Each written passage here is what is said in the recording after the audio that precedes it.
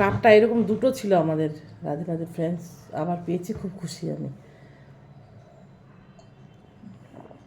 খেয়ে নিলাম 1 কাপ চা, চুমুক সকালবেলা। এটা না সোনার দোকানে পেয়েছি, একটা নিতে চাচ্ছি ঝুমকা, আর একটা কী বলে নোয়া বাঁধা, দেখি কী হয়। আরও টাকা লাগবে, 1.5 লাখ কত যেন দেখলো কালকে। একারিং খোলা হয়েছে, ওটা দুটা, 2,000-এর, একটা 10,000। ওখান থেকে পয়লা বৈশাখে থেকে এটা দেওয়া, 3-4 দিন পর গেছিলাম আমি, 1 তারিখে গেছিলাম। ওটা তো মনে হয় 1 তারিখের আগে হয়েছে, 2-3 দিন আগে।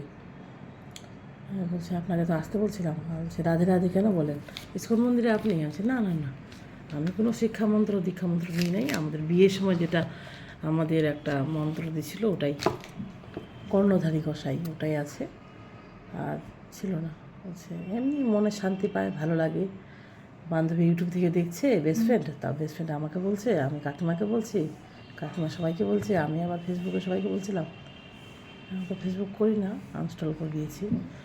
তো ওটাই বলছিলাম, কী সুন্দর হাওয়া আসছে। আর যোগাসন ম্যাটটা ধুয়ে দিলাম আজকে। ধুয়ে দিলাম বলতে, এর আগে ধুয়ে দিচ্ছি 2 দিন। আর দেখো খোলা আকাশ, ফুলের গাছ সুন্দর, আর এখানে আমি, কত সুন্দর দৃশ্য না বলো।